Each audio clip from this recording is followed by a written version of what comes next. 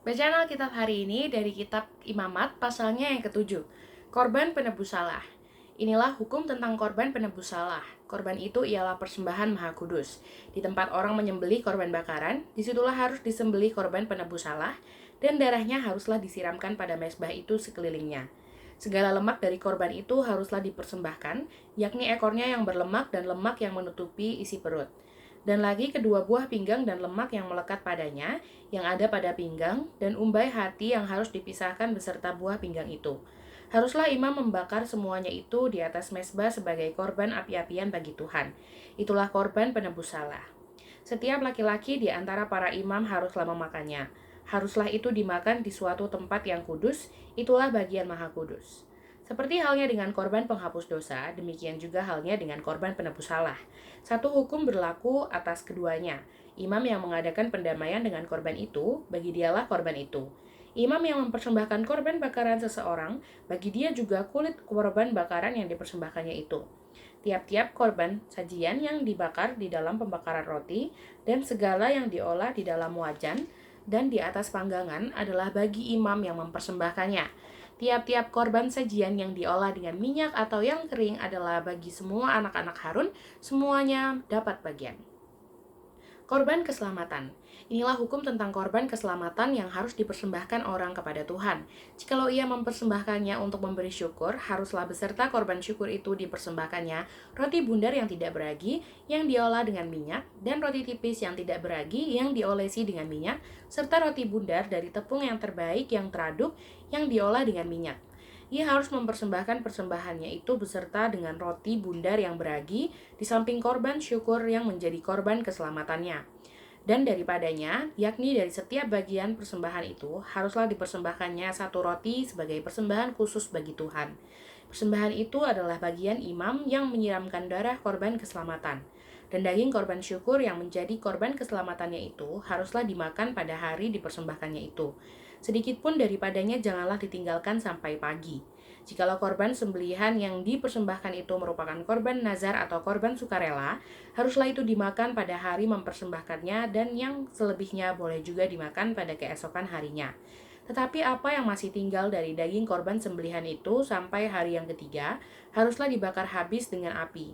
Karena jikalau pada hari yang ketiga masih dimakan dari daging korban keselamatan itu, maka Tuhan tidak berkenan akan orang yang mempersembahkannya, dan korban itu dianggap batal baginya, bahkan menjadi sesuatu yang jijik, dan orang yang memakannya harus menanggung kesalahannya sendiri. Bila daging itu kena kepada sesuatu yang najis, janganlah dimakan, tetapi haruslah dibakar habis dengan api. Tiap-tiap orang yang tahir boleh memakan dari daging korban itu. Tetapi seseorang yang memakan daging dari korban keselamatan yang untuk Tuhan, sedang ia dalam keadaan najis, haruslah nyawa orang itu dilenyapkan dari antara bangsanya.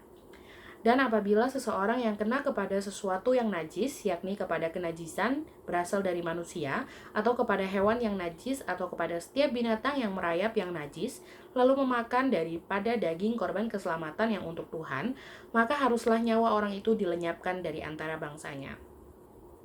Larangan memakan lemak dan darah. Tuhan berfirman kepada Musa, "Katakanlah kepada orang Israel, segala lemak dari lembu, domba, ataupun kambing janganlah kamu makan. Lemak bangkai atau lemak binatang yang mati diterkam boleh dipergunakan untuk segala keperluan, tetapi jangan sekali-kali kamu memakannya.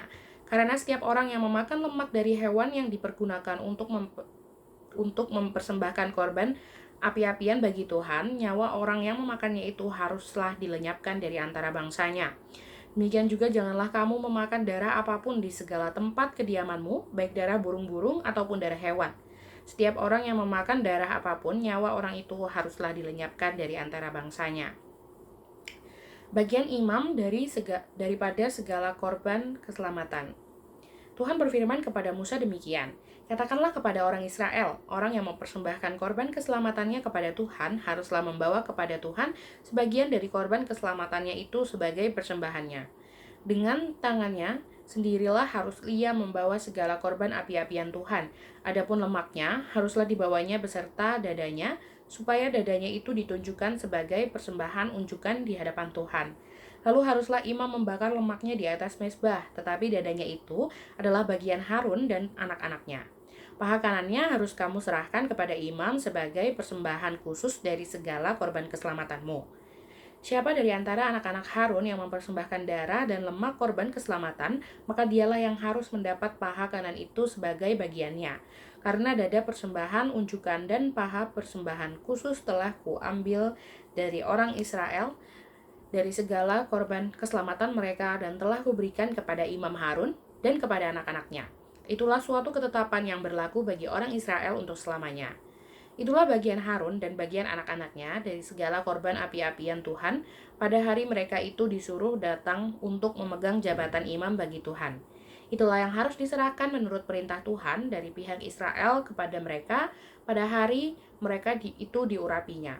Itulah suatu ketetapan untuk selamanya bagi mereka turun-temurun. Itulah hukum tentang korban bakaran, korban sajian, korban penghapus dosa, korban penebus salah, persembahan pentahbisan, dan korban keselamatan yang diperintahkan Tuhan kepada Musa di atas gunung Sinai pada hari Tuhan memerintahkan kepada orang Israel mempersembahkan persembahan mereka kepada Tuhan di padang gurun Sinai.